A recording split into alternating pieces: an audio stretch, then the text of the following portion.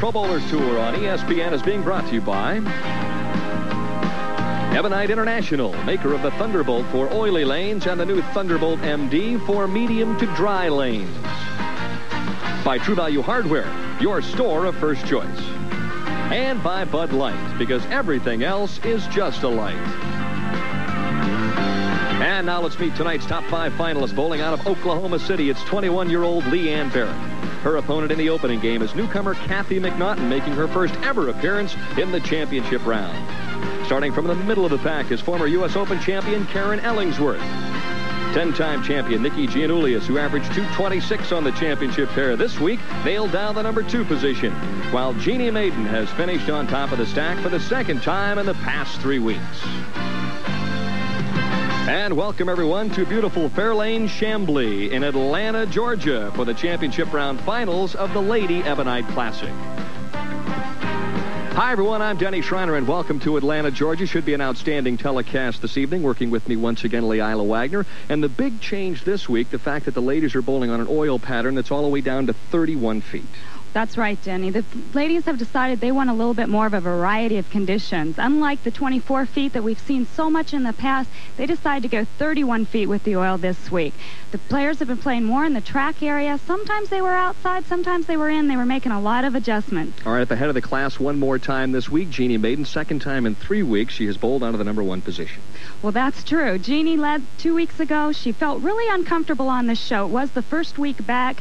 Said she wasn't real confident. However, tonight she feels that her attitude, her confidence is there, and I think we'll see a good performance out of Jeanne. All right, in that game in Fort Pierce, she shoots .169 and loses to Diana Davenport. Does she change her strategy in the title match here this evening? You know, I don't think so with Jeanne. She has just said she feels better, and if Jeanne feels better, who knows, she could throw a lot of strikes. Outstanding player, and will she win her first title in 1989? We'll just have to wait and see. Coming up first, though, the opening match between Leanne Barrette and Kathy McNaughton. The LPBT on ESPN coming up next. Welcome back, everyone. Denny Schreiner along with Leanne Wagner in Atlanta, Georgia for the championship round finals of the Lady Ebonite Classic. There you see Leanne Barrette and Kathy McNaughton. Leanne Barrette, one of the outstanding young professionals on the LPBT tour.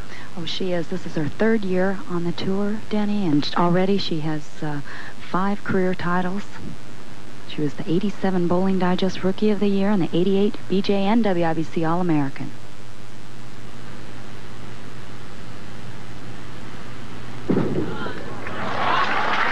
Well, set that one a little short and got a break. Almost left the baby split. Championship pair, 29 and 30. Not a good opening shot for Leanne. Not really. She didn't give that ball too much room to the right. I'm not sure if she just doesn't feel comfortable yet with the condition, or I saw her foul a few times in practice. She may have been thinking about that. More than once she did, and you're right. You get that in the back of your mind. It makes you think twice. Goes to the harder surface ball for the spare attempt. And the first good look at Kathy McNaughton.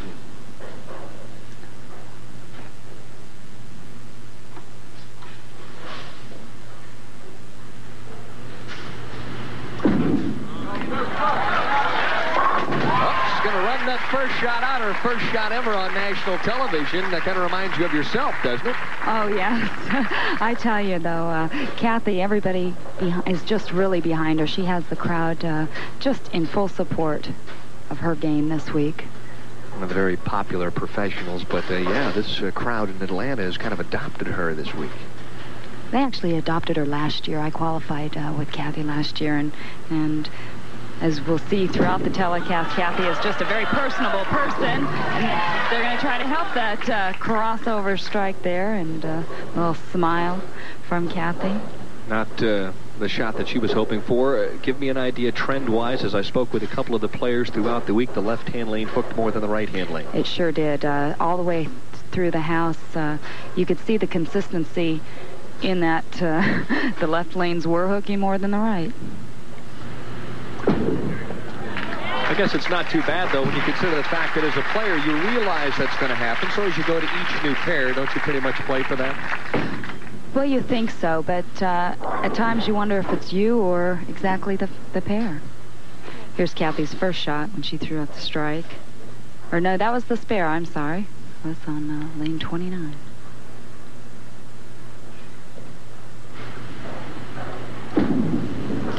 great young power players on the tour. Ball slides past the pocket. It's a cave-in, and the 5-pin stands. A great break there as she toppled out the bucket and left her with a single pin spare. Leanne told me that she is playing lane 30 at least 5 boards tighter with her feet than she is on 29. And how tough is that as a pro, Leanne, to be playing basically 5-6 boards difference on each lane? Well, that's quite a big adjustment, Denny. First of all, you're going to have to open and close your target a little differently, and your timing's got to be just perfect. Leanne averaging 212 on the championship pair this week. Had a high game in the tournament of 278. A little note here, Kathy, being the 4th place qualifier, has let Leanne start the match in order so that Leanne actually has to finish the match, and it is Kathy's first time, and she doesn't want to get up there and have to throw that last shot.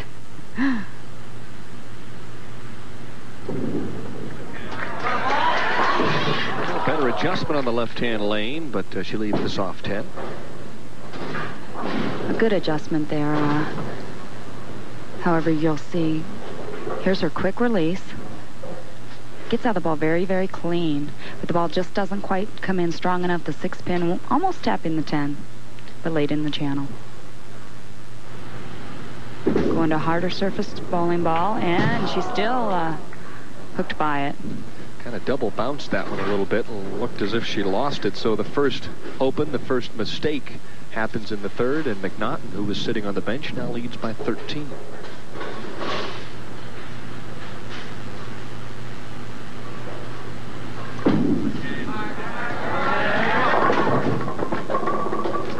And she topples out the bucket. However, she left the 5-8. Good break for Kathy, actually, having Leanne miss that 10-pin. It's got to help ease her mind a little bit, knowing that your opponent hasn't just started out with the first 3 strikes against you. Kathy had the best average of our television finalists on 29 and 30 with an average of 231 for the week. She'd love to shoot that right now. Oh, you bet. She really was strong all week, Denny. Threw a lot of strikes. Looked very intense throughout the whole week. She ran into a problem. She would have been our high qualifier, but she ran into some spare problem. And in the practice session here, we saw her shooting a lot of spares.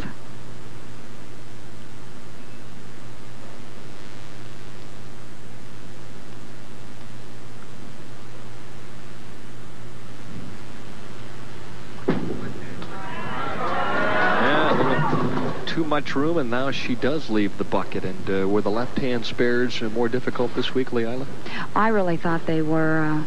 If you didn't go a little bit more direct to them, you had a good chance of chopping them off. Here you can see the ball just not making it back. She made the adjustment from her crossover the frame before on lane 29, and at least she's thinking out there, She's making those adjustments. Well, she liked it from the get-go, and so McNaughton picks up the bucket. And for Kathy McNaughton, a steady start here in game number 1. She leads by 7. We'll be back with more right after this. And while we were away, this is a crucial shot in the 4th. Well, Leanne went light last time on lane 30, and as you can see here, she tried to straighten out the line a little bit and went right through the nose. And she ends up getting the count, getting the 2 pins.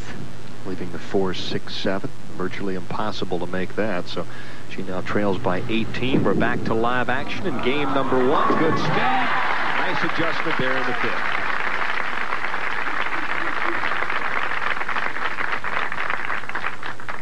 Toughest thing in the world for a player that likes to arc the ball and hook it is to have to straighten and square that swing up and go straight with the boards. It sure is, Denny. When lanes are a little bit tighter and you're not getting the ball back in the back end right before the pins, you have to straighten up, and then it feels so awkward to try to almost point the ball. It feels like you're having to pull it to your target. Good speed for Kathy McNaughton, who kind of backs up all the way, clenching and hoping for a strike. The second strike she's thrown on the right-hand lane.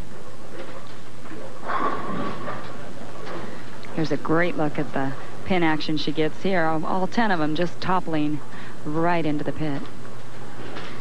Taking a deep breath before she gets up for looking to double up.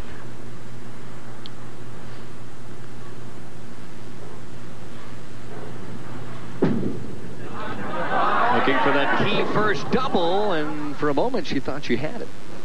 I think she thought the ball was going to set up there in the pocket, and at the last minute it just took a little left turn, and then she almost left a split. So I think at the results of being the 4-7 here, she was pretty happy with. Kathy's best ever singles finish on the LPBT Tour, 10th back in 1987 in the Lake Charles, Louisiana Classic. And her best career finish ever is 6th with Lisa Maurice in the 1987 LPBT National Doubles. So a spare up in the 6th. McNaughton just trying to stay clean at this point. Nice solid effort. Denny, Leanne's been having some severe wrist problems here the last couple days. I asked her if she managed to get to a doctor today, and she said no, she really hadn't, but she has developed some sort of a cyst on the back of her right hand, and it's caused some severe pain in her wrist. Trying to double up to climb back in the match, and a key shot, one that you would expect from a player with 5 titles.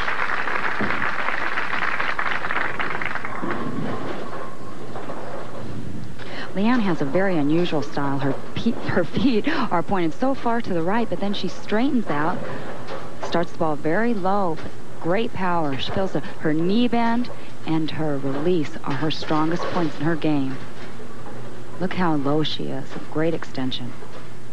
Has a terrific roll, a very explosive player. She can string strikes when she gets lined up.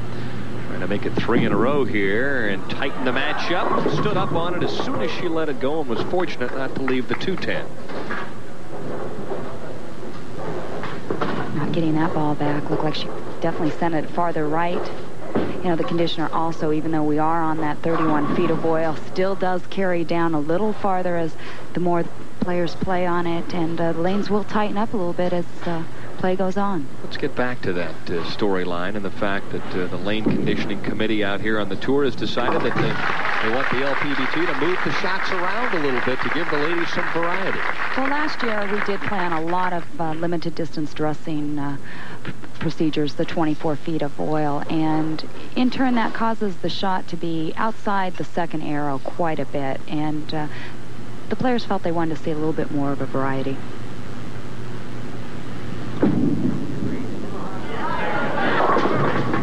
Light again, this time on the right-hand lane, and Kathy McNaughton stares in disbelief at another bucket. I don't really think Kathy executed it as well here as you'll be able to see in her approach. She has a 5-step delivery, carries the ball, and then drops the ball low. She's worked with Freddie Borden, Virginia Norton, and Bill Hall on this style. And look at that extension, too. Good knee bend, 5-foot 10-inch frame. She's going for the conversion, and she gets it. There are a lot of players that would pay a prince's ransom to make 2 buckets on national television the first trip out. You bet, especially with Kathy McNaughton's style. She does hook the ball into her spares. She doesn't really straighten them out, so she has a good chance of chopping such leaves.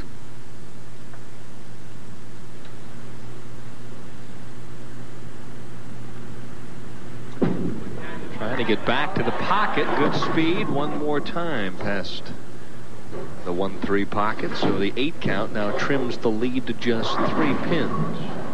Well, I tell you, Denny, at least Kathy is trusting the ball and letting it out, and I think that's a big plus for her. A lot of times when you're tight or you're put under a little bit of pressure, you have a tendency to pull the ball up to the nose, and I was always told that those 4-6s were a lot harder to pick up than the bucket, so at least Kathy is trusting the ball. You're right. That's a very good comment because it's easy to be tentative your first trip into the championship round. Well, we've got an excellent opening match. Don't go away. It's McNaughton by 3. It's crunch time in the opening match and a great crunching strike here. Well, once again on lane 30 for the second time in a row, Leanne crunches the pocket, going a little bit more direct, and just a super shot there. Now she's going for the double.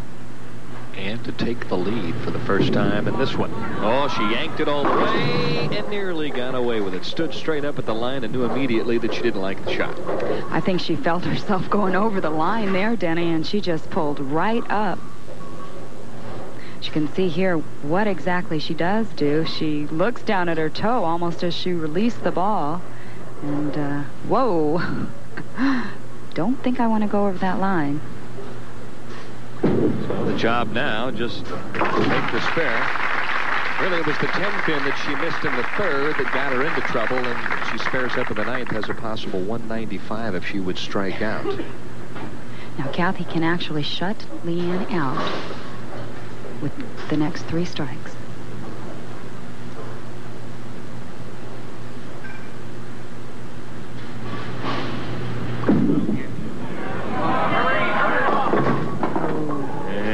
Doesn't get the break that she needs, leaves the washout. Boy, that 10-pin wiggled like it was going to drop, and it stood up. It sure did. Once again, she went light on lane 30. She doesn't seem to be making the adjustments for the conditioner that is carrying down. As you can see here, the 6-pin just lays in the channel and doesn't get the 10.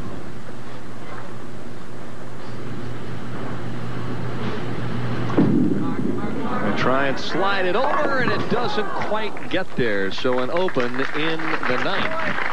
And boy, this one turns around completely. Now Leanne Barrette leads by 12. Well, let's look at the scenario. If Kathy would strike out, she'd shoot 183, which would at least force a mark for Leanne Barrette.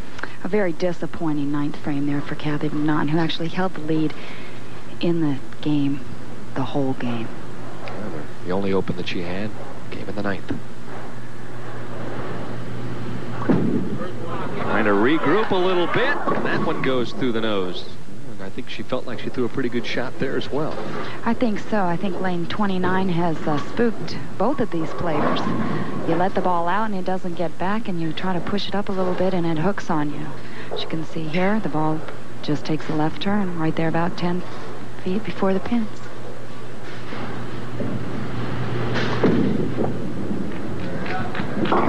Spares up. Now a strike here is critical because it would give her 173.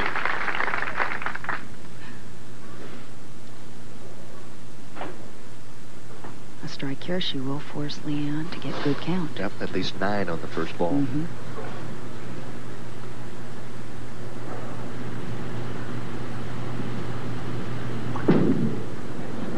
A little better acceleration that time. Oh, and she gets a bad break, leaves the blowout 7. So count-wise, Leanne Barrette with 9 is a winner. Much better acceleration from Kathy on that shot. You could really see the difference in the power and the way it hit the pins. Well, it's amazing. We look at Leanne. She's only 21 yet. She's already won 5 times. She's 7-3 in match play on national television, so she's a cool customer under the pressure. Sometimes winning just comes a lot easier for some players than others.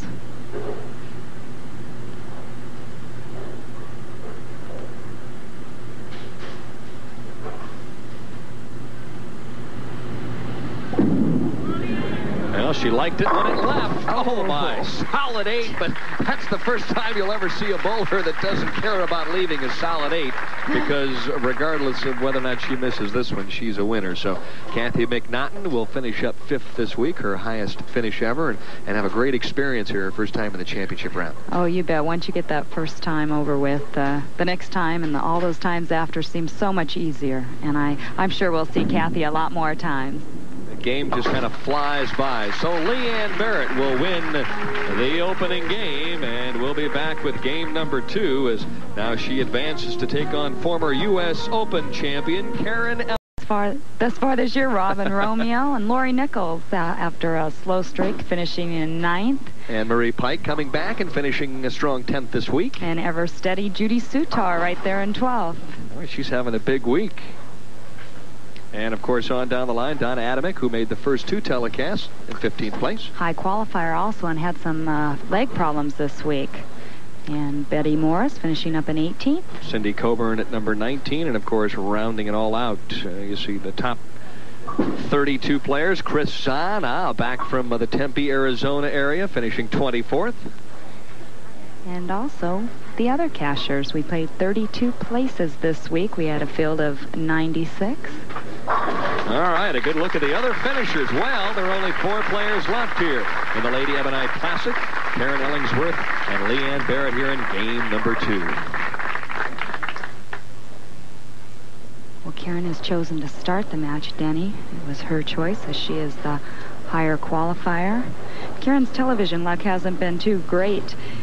She has lost 7 of her last 8 television matches. Comes out, opens up, and throws it Brooklyn, and leaves the fanned out 5. And she was having all sorts of problems getting comfortable with the grip. Her hand moving up and down size-wise because it is a little humid and warm here in the bowling center. That makes a lot of difference, and it really affects some players more so than others. I know I do have a problem with my hand going up and down, and I'm constantly changing the tape one way or another, and you know, it really can affect you. You always want to have that same feel in the ball in order to get the best possible release. Spare up on the opening shot. She averaged 204.5 on the television care this week. Karen having a real steady week. After the first round, she was in 26th, and then she moved into first. Went from 5th, 2nd, 3rd. So she was right up there the whole time.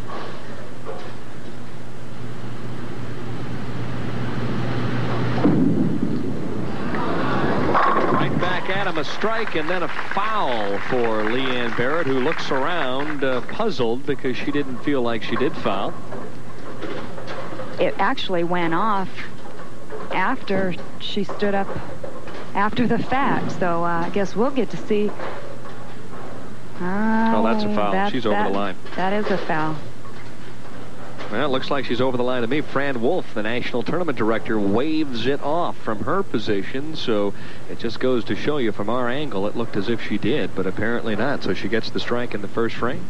Pretty soon in bowling we'll have to do what football's doing, isn't it, Denny? You go through and watch the replays for the judgment call? Well, utilizing the break in the first, she throws a big double. You'll have a hard time convincing me that she didn't foul there. It looked as if she was over the line.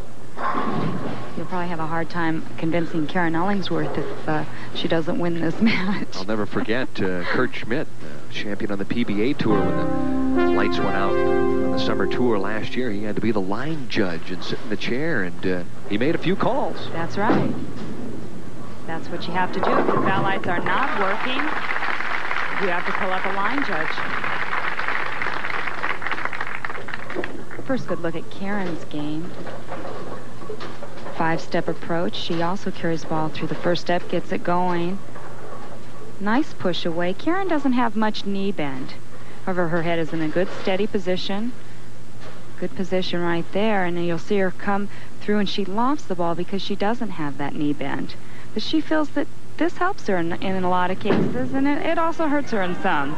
Well, the left-hand lane is just presenting all sorts of problems for Karen Ellingsworth, who mops the brow. She leaves the 5 along with the 10. As you can see here, Karen definitely doesn't feel that her ball should hook this much to the left, but she's a player who likes to go very direct at the pocket, and actually I think she just hit around the second arrow there. It looked like she just hit pretty far inside of her target. Goes for the make, and oh, don't tell me the 10-pin Wiggles had a notion. She gets a round of applause, but certainly disappointed. A bad break here for Karen. Watch this 5-pin just go right in front of the 10-pin. Oh, she gave it everything she had right there, and I tell you what, fate is not on her side in this instance. She's going, come on. Back to live action. Ball racing towards the pocket, and the lanes might be breaking down a touch because that's the first time we've seen it actually get to the pocket and maybe go through the nose. Once again, we are on that 31 feet of oil, and you might see a little characteristic of the old-time plays where as you actually get a few more games rolled on them, you'll have to make those old adjustments, move a little to the left. Maybe just a board or so here and there, rather than the dramatic moves that you seem to have to make on the urethane nowadays. That's right. With the limited distance dressing, the moves are very dramatic in a lot of cases. Leanne now leading by 21 sticks, and the player you hear warming up in the background is 29-year-old Nikki Gianulias out of Vallejo, California. She qualified number 2, in case you've just joined us. Jeanne Maiden of Solon, Ohio, the top seed for the second time in the last 3 weeks.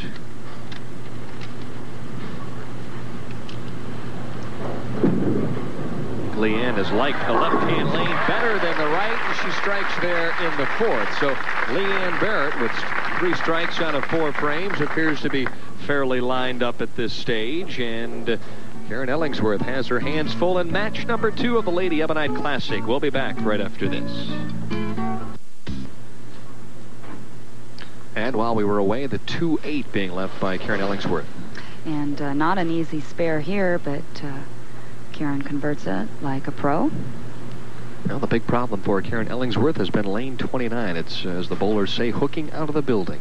It's hooking real early, Denny, as well. It's not that it's just hooking in the back end. It hooks quick on you. And as it happens again, I think I would have moved by now. Well, she comes back with a smirk on her face, shakes the head. But, yeah, you're right. It's time to either move dramatically left or dramatically right or change balls, because all 3 shots have been left to the head pin by the time they've gotten to 30 feet. And you're not going to beat Leanne Barrette with 9 spare. No, you're not. Leanne is getting more and more comfortable on the lanes. That's one disadvantage of being a higher qualifier coming on into the lanes. The lanes have changed a bit since Karen has practiced on them. And she does get a couple balls, but sometimes you just don't get lined up yet.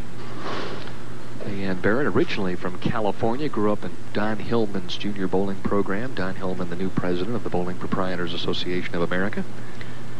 She threw her first 300 at the young age of 14, and she said that time was the time she thought she just might become a professional someday.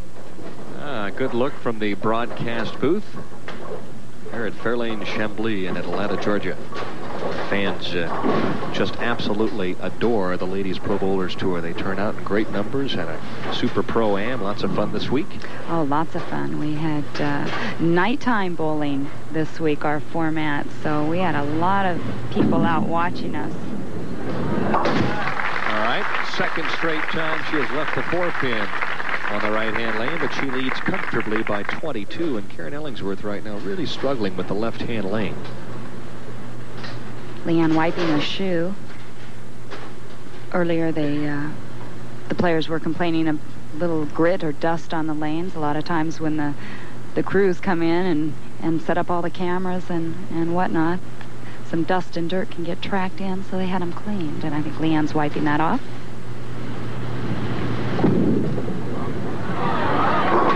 Seems to have a pretty nice reaction on the left-hand lane.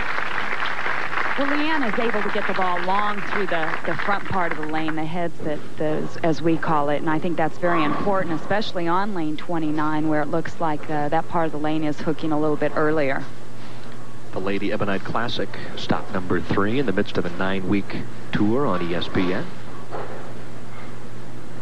Karen Ellingsworth trying to get anything started right now. Likes this one, and a nice X on the right-hand lane in the 6th frame. The right-hand lane, like you said, Denny, really hasn't been giving Karen the problem. It's this lane 29 right here. And a good look at Karen's form from the back. As you can see, the little loft there, playing right between the first and second arrow, and that ball just goes flush into the pocket. All right, let's see what she tries here. She's either going to move right or left, I would think. Looks like she's moving right on the approach to play out a little bit. She's got to get outside that hooking area or inside of it. She got outside of it this time and still goes a little high, so a nice adjustment that time, but that would have been a key double there in the 4th.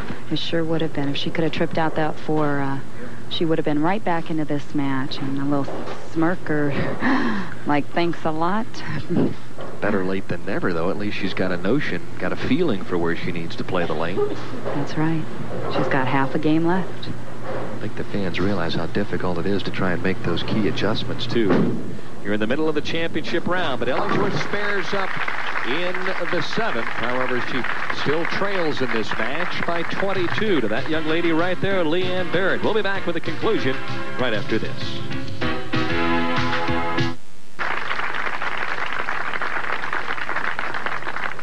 And making a short time of that last time out, 2 strikes for Leanne Barrette. A key shot right here, Denny. Since we were talking a little bit, you know, when you can get up and strike like this, all that desire comes from within. Then an excellent shot on the other lane. Ellingsworth bounces back, throws probably the best shot for her in the championship round, and the 10-pin stands. An excellent shot by Karen, and the ball finishing a little late behind the head pin. Just throws the 6 right around the 10. Leaves her with that solid 10. Possible 206 if she would strike out, but meanwhile, Leanne Barrette operating in a 219 clip. Switching balls for the spare conversion, going to a little shinier surface. Karen Ellingsworth in the process now of losing 8 of her last 9 on national television. And boy, when you get into those low spells and those streaks, you can go just the other way, though. When you get hot, you may win 7 or 8 in a row. But That's boy, when exactly you lose, right. That's tough to take.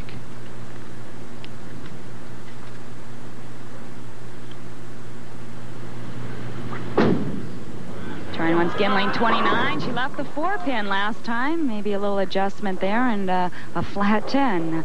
This is definitely the aggravation that a bowler sees.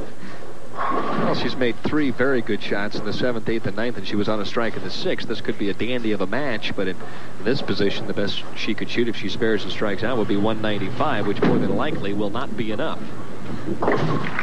We're talking about key adjustments, Denny, and a lot of times it's really not fair for where we're sitting. We think that the players might not be making those adjustments by their ball reaction, and in turn out there, being that I've been there, I know I've made the slight adjustments, and the ball still does the same thing. Sometimes you just don't make enough of one, huh? You kind of inch a little here. Inch it. Yeah, sure. It's natural. Well, that one kind of rolled over the thumb hole a little bit and leaves the 4-pin. Fortunate to do so for Leanne Barrette.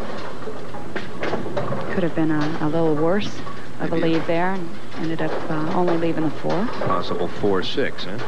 Mm-hmm. Watch here, last couple inches. Could have been a 4, 6, 7, 10 as the 6, 10 and the 7 all topple at the last minute. See, that shot right there is for all of the retired pin boys who set pins throughout the years. They saw that for all those years, and for our viewers, it's the first time they've had a chance to see it. I think it's a great angle. Well, this one is all said and done. Leanne Barrette will move on to game number 3. Boy, a possible 238 as the scores begin to rise a little bit.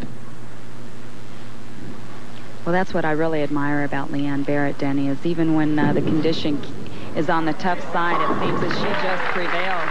Well, physically, I think she's the kind of player that can overpower lanes and create area, which is what a lot of the women can't do. That's exactly right. Like Lisa Wagner with her speed, she's able to overpower the condition. Leanne not only has the speed, she has the hitting power. She's got the whole package, doesn't she? She sure does.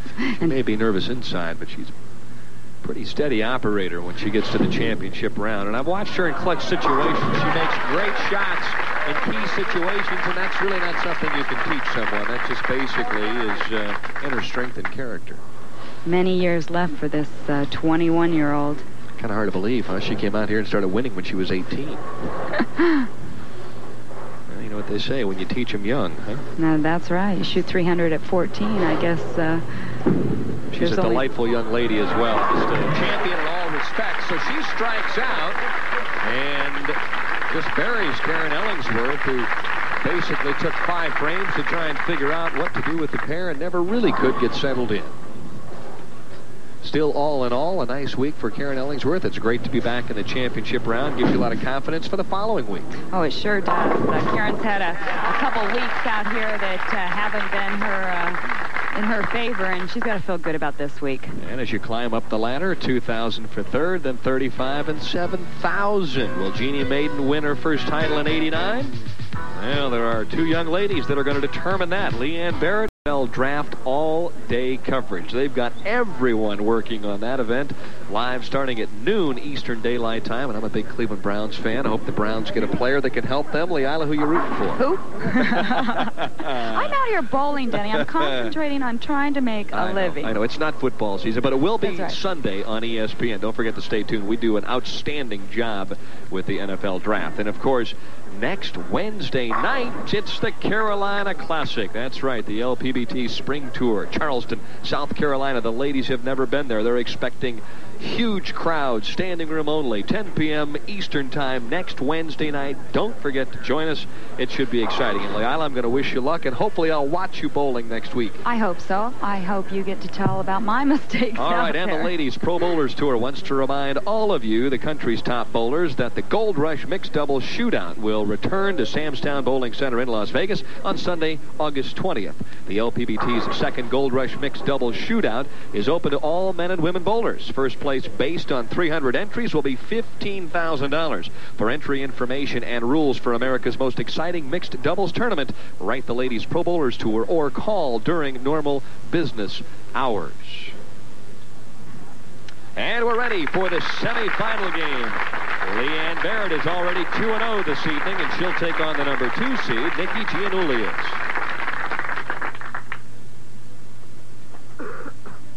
You know, Denny, Nikki actually chose to start this match, which put Leanne finishing on her best lane, lane 29. In the last game, she struck on all 7 attempts on that lane.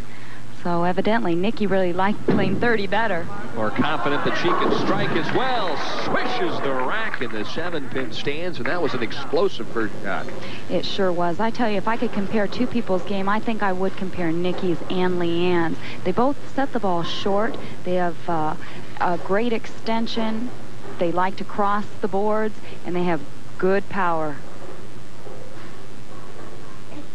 I think you're right. The longer oil pattern this week is obviously favored a couple of players. It really favors players like Nikki and Leanne on short oil conditions.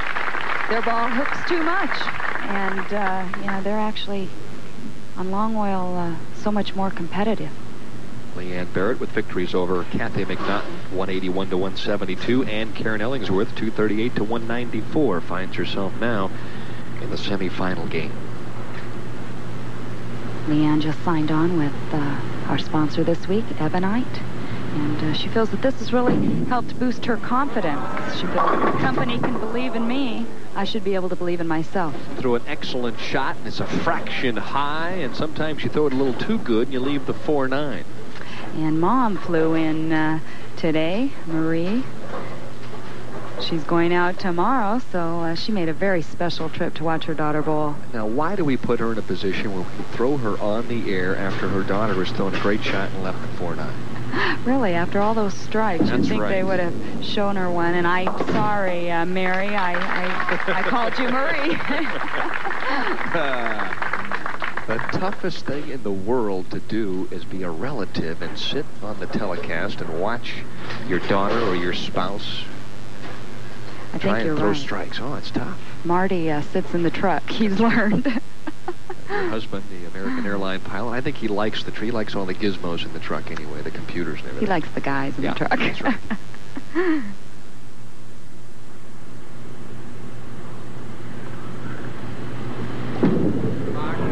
And Leanne picking up right where she left off on the left-hand lane. She's thrown 8 consecutive strikes on that lane. She's virtually unstoppable. Sure is, and here's a great shot right here.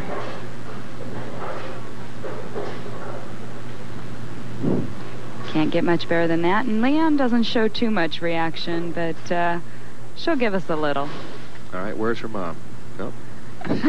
Just kidding. And a little light. Pretty good shot on lane 30, the opening shot for Nikki Gianulias, one of the outstanding players over the last 10 years.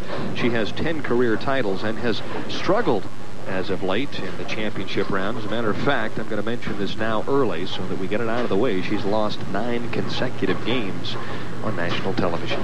She really came out strong, Denny. She was the 1978 Alberta Crow Star of Tomorrow. And when she turned professional, she was the 1979 Rookie of the Year. In '82, she was the Bowler of the Year. And she hasn't won a title, an LPBT title, since 1984.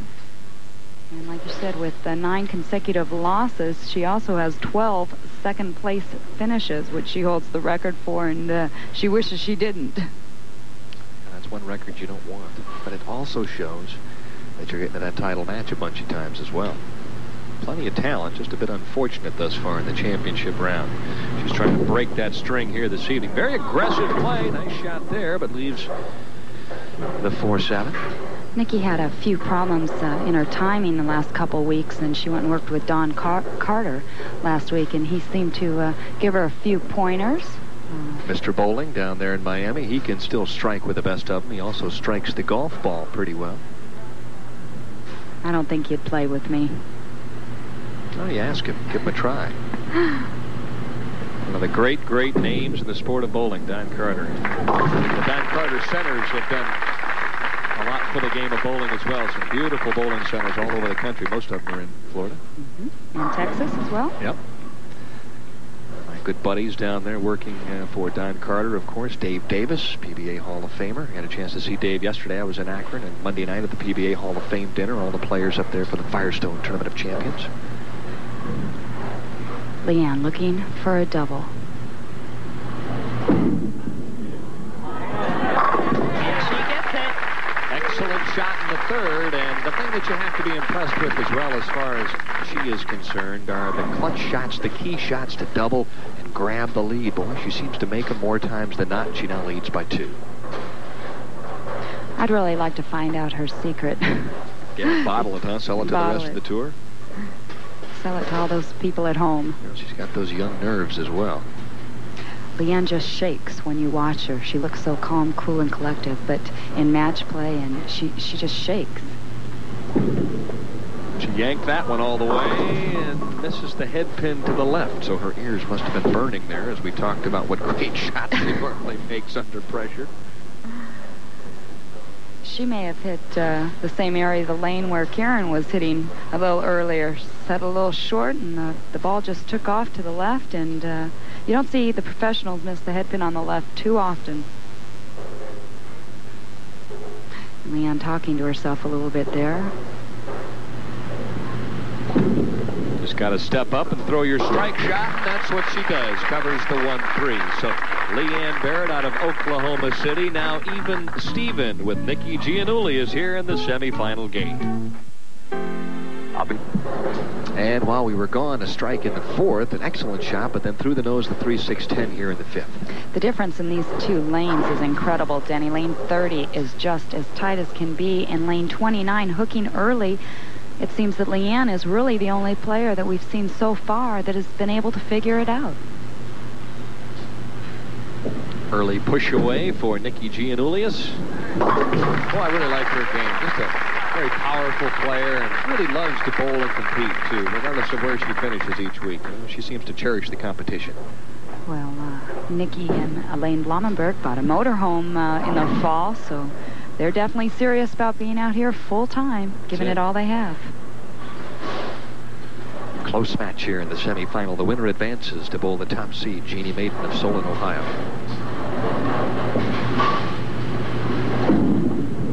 It's a little wide. Oh, my. That one came back in a hurry, and she diced the rack in the 5th. That's a great example of the power that Leanne can create. That hitting power, as you said, she did go quite a bit wide with that shot, but she's able to get it back. Watch this 5-pin. The head pin came off the wall. They all went into the 7, and she just mixes up the pins. And there's a little reaction from Leanne. Tell you what, the head pin's got a concussion. I mean, that thing took off and went left and came back off the kickboard in a hurry. Needs this one to double up. Stood up on it, not a good sign, and one more time, up pops the 3-6-10, this time for Leanne Barrette. I just don't think Leanne is executing as well on lane 29 as she was earlier, Denny. She was just so locked in on that lane. It looks like she's setting it a little bit shorter, or she's just not extending as well on lane 29. Let me ask you this. Does the lane break down that quickly? She did throw 8 consecutive strikes. I don't think it broke down that quickly for her to... It may break down a little bit, but she would have been going more to leaving a 4-pin and this, not missing the head pin on the left and going through the nose, such as that shot. She missed by more than a board or two. Right. Yeah, by a handful, right? Well, it's up now to Nikki Gianulias. Very close match. A strike here will tie it up.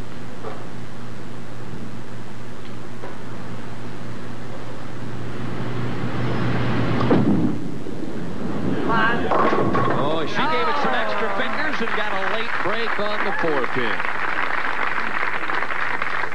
We're going to get a good look at Nikki's game. She actually starts the ball before she moves. She has a 4-step approach. Very low. Look at that great form right there. And high backswing. Good low knee bend. And look at that extension and follow through. That's what you ladies out there who are watching the show really want to concentrate on, is that knee bend and that follow through. Gets that ball into the swing very early. Creates a little momentum, and that's where she gets the velocity. And she could use a little more. Will the 3-pin fall? Yeah, right at the last moment. So an 8 count on the strike. And this one is a very tough, gritty match here in the semifinal. Neither player able to really jump out to any kind of an advantage. That's right. Both players now having lane problem here with 29.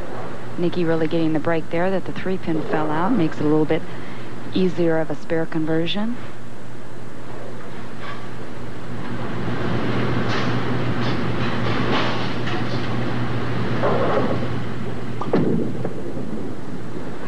Whoa. She wobbled that 6-pin. Well, the biggest mistake thus far for Nikki Gianulias is in the 7th, and Leanne Barrette leads by 11. And one more time, a big shot here in the 7th. As you can see here, that lane a little tighter, and the ball just setting right up there in the pocket. The old Houdini shot, making them disappear. Oh, the Brooklyn in the 8th, and that's the bowler's break, and she jumps out to a 22-pin advantage as she mops the brown. So far, it looks like it could be Leanne's night here, Denny, as Nikki just barely missing the 6-10 spare, and then Leanne popping up with a Brooklyn for the double. If you're Nikki, you got to block that out of your mind, realizing your opponent got the break, and you've got to pay attention to the business at hand in the 8th.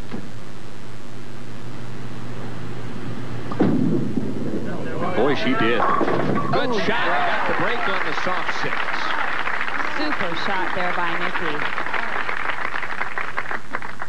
An example of Nikki's power. Right here. Watch this 5-pin. And also the 6-pin just love taps that 10.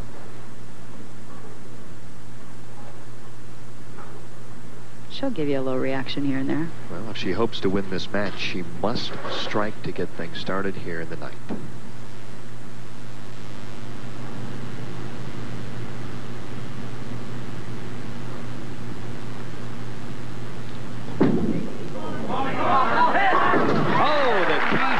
For Nikki Gianulias, and she stays alive. She has a possible 2-15 game, and now she trails by just 12. I thought the last shot was powerful, Denny, but watch the pins explode here. Left and right. And that was a very key shot, and she runs it out a little bit. And now for Leanne Barrette on the other side of the ledger. If she would strike out, a game of 237, she's got plenty of room. She can close the match out.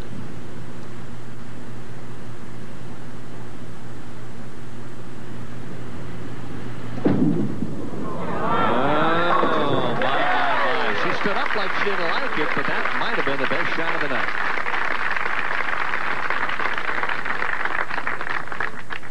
She did stand up a little bit here.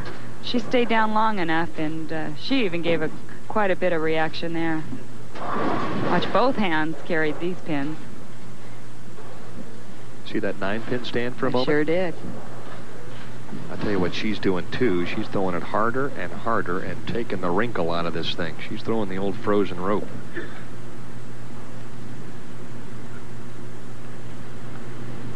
She strikes here. She is in the driver's seat. Smashes him around a little bit.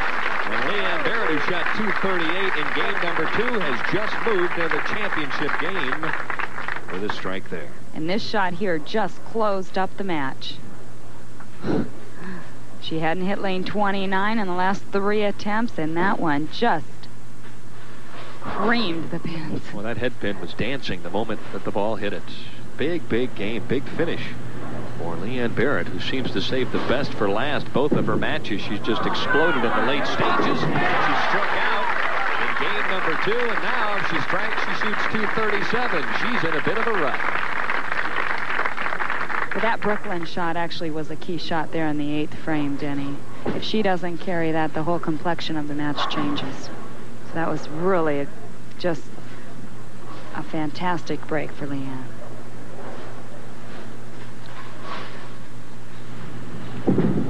She double bounces that one, doesn't get called for traveling, ends up with a 6 count, but shoots 233, which is more than enough to notch championship round victory number 10 of her career against just 3 losses. And as the story goes on, we develop the line. It's now 10 straight losses for Nikki Gianulias. When will it end?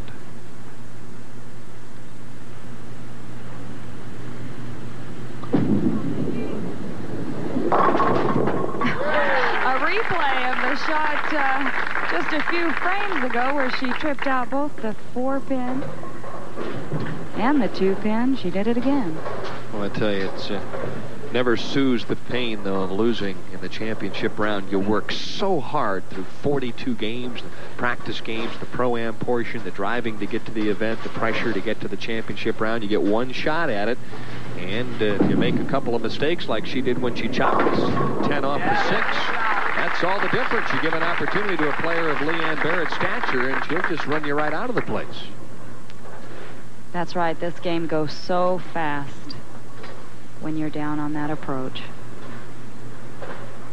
You swear it's really only 5 frames. Especially when your opponent's just throwing one strike after another. Leanne had 9 strikes in game number 2. She added 8 strikes in that game. So Nikki Gianulias with a 3rd place finish congratulates Leanne Barrette, who now moves on to the final game, the championship game. To the airport, got back just in time for the final game. And she's off to a pretty good start this year in the championship round last week. Lisa finishing up 13th here this week. Jeanne Maiden finishing up with her practice shots on the championship pair of 29 and 30. You see Leanne Barrette on the left-hand lane. That's kind of an interesting deal because the player that has won the previous match gets to throw some shots on the lane next to the championship pair. What kind of an effect does that have on you, Leila? Well, actually, I preferred doing it when I won the match a couple weeks ago, Denny. It helps keep you loose. You don't really worry about where the ball's going. You just want to keep your timing and keep your hand the same size. Like we talked about earlier, it can either swell and go down and go up. And you just want to keep that the same size. All right, now, shots. If you're Jeanne Maiden, what are you thinking about as far as she's concerned with Leila? But first, before we get to that point, let's take a look at her form. This is Jeannie's form here. She takes a 5-step approach, a strong push away, a very high backswing. She comes through very low at the line, sets the ball short, but look at that extension there. Very accurate player. All right, we'll get back to that storyline about what is going through Jeanne Maiden's mind when you step up against a player who is averaging better than 220. Well, Leanne Barrette calls Jeanne Maiden boss because they both are working for the same company now, so I'm not sure. They're very good friends. I'd say Tom Malloy, the president of that company, is going to be pretty pleased. One of his staff members is going to win one of the events that they're sponsoring, so he's in a no-lose situation. And Leanne Barrette with another Brooklyn. Boy, it's her night. Well, it looks like if she makes any type of mistake at all on lane 29, the ball is going left. So she really has to get the ball through the heads, get it going long down the lane. Jeanne Maiden, 4 and 4 from the top seed position. 4 wins and 4 losses. Lost 2 weeks ago to Diana Davenport in Fort Pierce.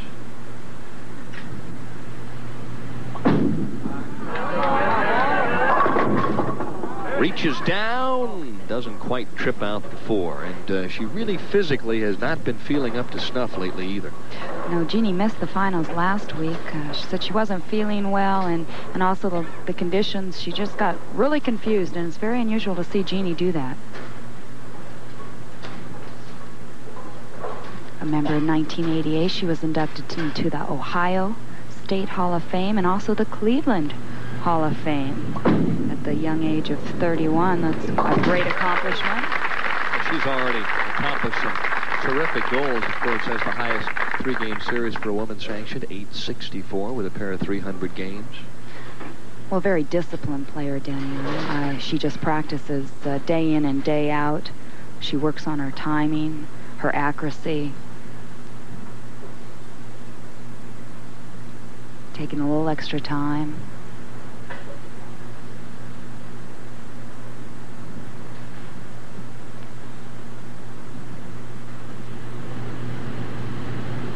Trying to get something started in the second. This lane has hooked a little more, but for Jeanne Maiden, looked like an outstanding shot. An excellent shot, and she took that little extra time to think about lane 29. See a little rosin being applied to the thumb hole for Leanne Barrette. A little better grip there. Leanne was sitting on the bench, as we'll say, blowing on her hand, trying to keep it cool. It looks like it is pretty warm down there where the players are. It's warm in the heat of competition. Likes this shot. Just a flush strike, so she takes advantage of the errant toss in the first to double up. Once again, a real professional taking advantage of a strike such as a Brooklyn or a break. You really want to jump on that if you get it. You have to figure out, hey, they gave it to me, I'm going to go get the next one. Well, she collects Wizard of Oz memorabilia, and if you'd look real close right now, you'd swear she has the ruby slippers on. This is true.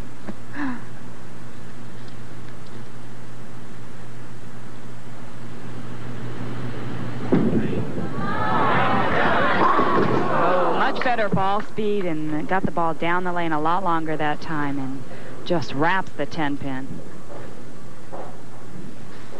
Watch the 6-pin here. The force of this ball just flies around the 10.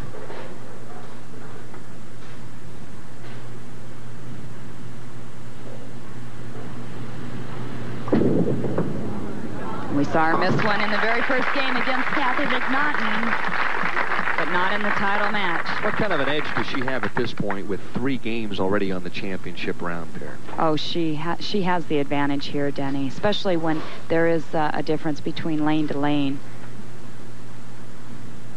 Jeannie's career television match play record, 22 wins, 24 losses, so she's trying to climb back up to the 500 mark.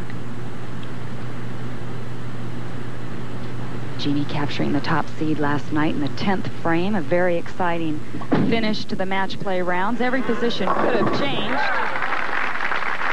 And she threw 3 shots just like that. Well, that was the old dice-o-matic shot there. Those pins just exploded in the 3rd frame on the right-hand lane. Terrific shot there. And then you see Jeanne Maiden with a big double up to put the pressure back on. She leads by 1. One thing I really like about Jeannie's game, Danny, is she's so fluid that it looks like she doesn't even hit the ball. She just has such a clean release, and I think she doesn't hit it on the downswing or the upswing. She just releases it so nice and gets so much power behind it. Kind of catches it somewhere in the middle. Set that one short and got away with 1. Only leaves the solid 4. She really did get away with that one. That ball could have gone a little farther left. Kept the speed up, though, and it held pocket. Very important this week, keeping the speed up. If you did keep the speed up, you're able to get away with shots like this. She's hoping. Body English doesn't pay off. Jeannie never lower than 10th at any time during the event this week. It was first 10th in the second round, then 15th, but I should say she did drop to 15th, then 4th, second, and took over the lead in what was a very exciting position round game against Nikki Gianulias.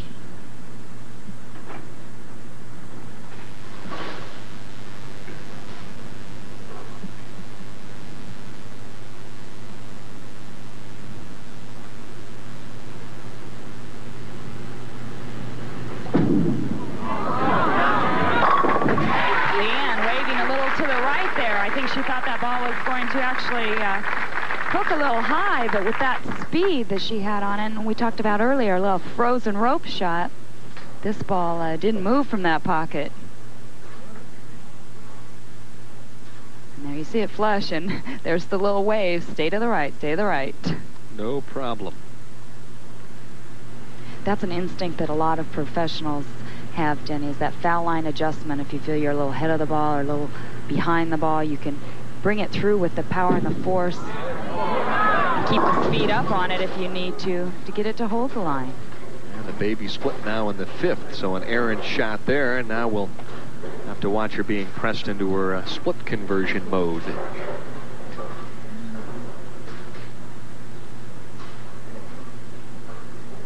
She goes to the harder surface ball for this. Just trying to fit the ball right between the 3 and the 10. Just going to probably flatten the ball out, trying to get it to catch the 3 just as it's sliding a little to the right. Good spare conversion. Not an easy spare.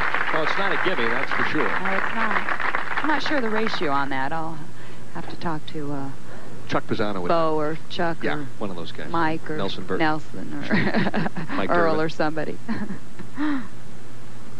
All those years of experience, yeah, they ought to know. Week. Of course, none of those guys have ever left that spare, so. Oh, I'm sure not. Yeah, right. Good look at the score, and you love to see a title match that's even near the midway point. Jeanne loved it when it left, and rightfully so.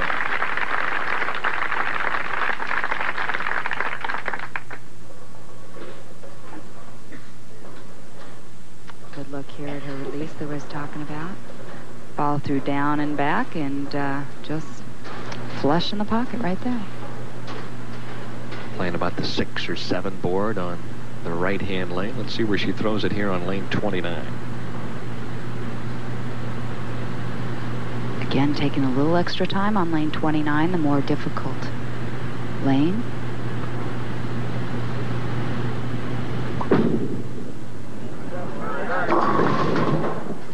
Been a problem all night. 3-6 is what's left, and that would have been a pivotal double for her in the 5th and the 6th.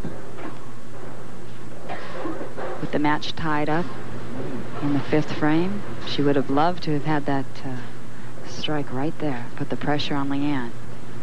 But now she needs to convert this 3-6 spare. Changing to a harder surface ball.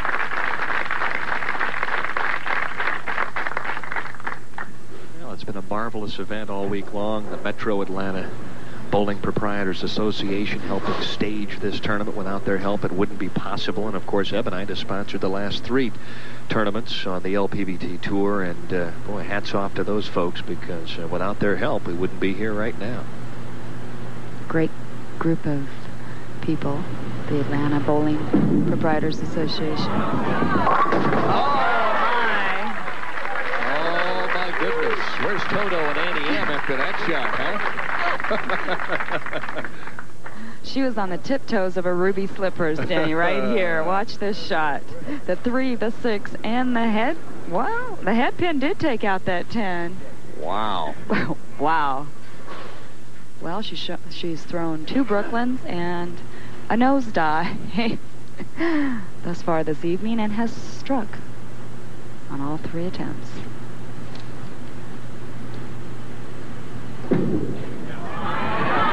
Giving it room and leaving herself with a 2, 4, 10. A lot of those this week. Let the ball a little too far out to the right. It didn't make it back. And this too is not an easy spare. However, I have seen Leanne pick it up this week. She'll want to slide the 2 pin right into the 10 pin. First real pivotal shot for her in the 7th of the championship game.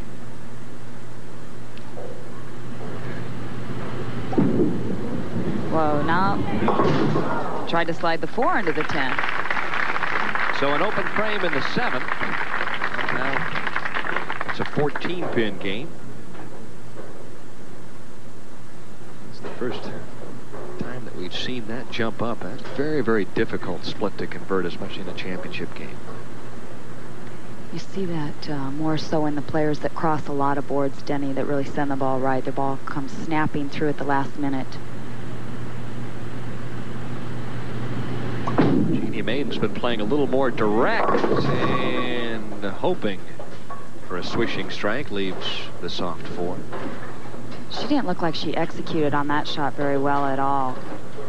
Not quite enough lift, enough fingers in the ball to get that to to really make a nice move to the pocket. It just slid pretty much all the way down the lane.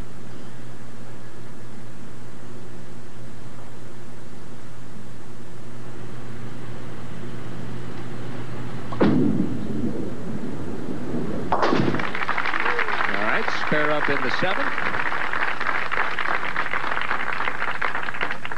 Here you can see what I'm talking about. Just not quite the lift that she's had in the past.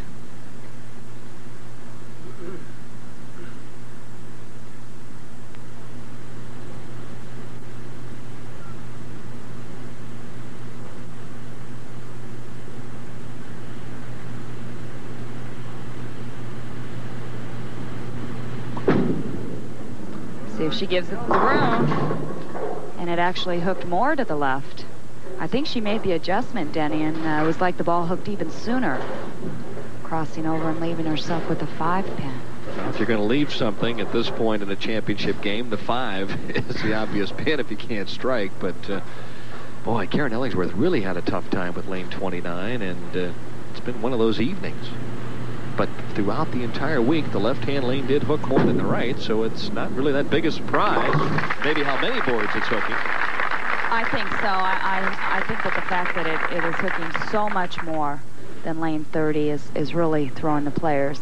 And like we talked about before, it's not that it's hooking more, it's just hooking very early. And that can really throw you. Pursuing the championship game at a 195 clip for Leanne Barrette.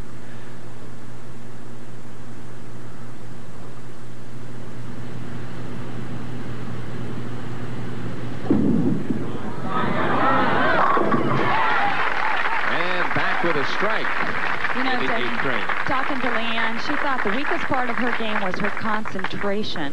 Now, the shots that I've seen this evening, those key shots that she has had to make, her concentration looks very, very good. And I would say that's actually one of the stronger points in this ladies' game.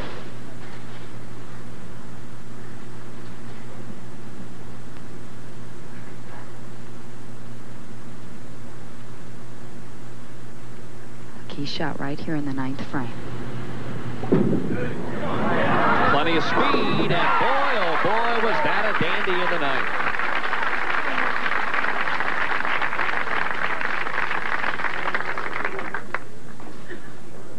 Just an aggressive shot here, Denny. Like you said, a lot more speed. Can't really see it in the slow motion there, and she's saying pushing a little off to the right and a little reaction, and yeah, she got the double that she needed.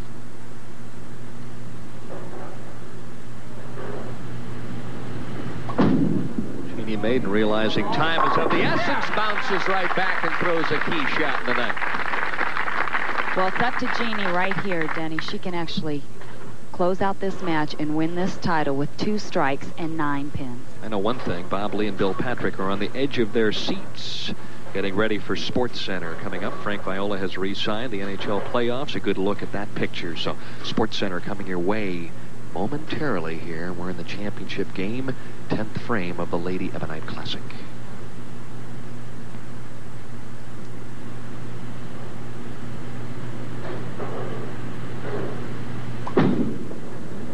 More speed. Nice response.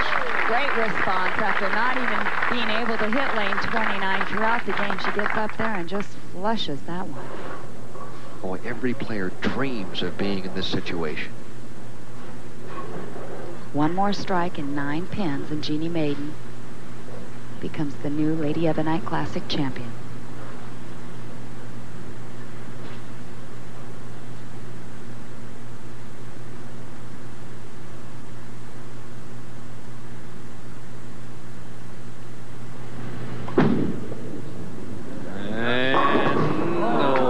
Goodness, what a good shot that was in the 11th. Leaves the soft 10.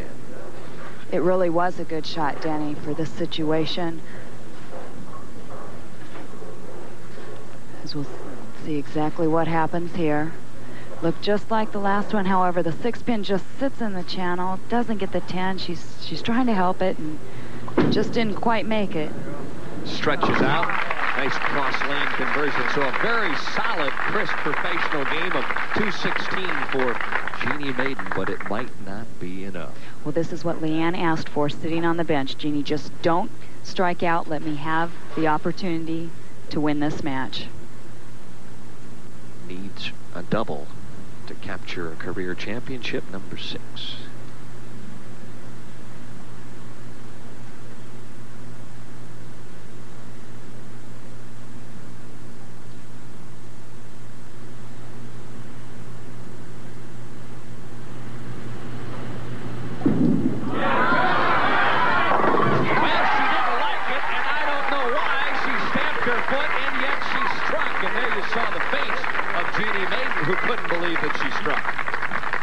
Definitely couldn't believe that she struck as she stood up, looked down, evidently didn't slide well, and that's the power that she creates right there, that head pin coming off the wall, carrying that volley shot. She just watches the pins. She says, I'll do better here in the 11th. This is for the title.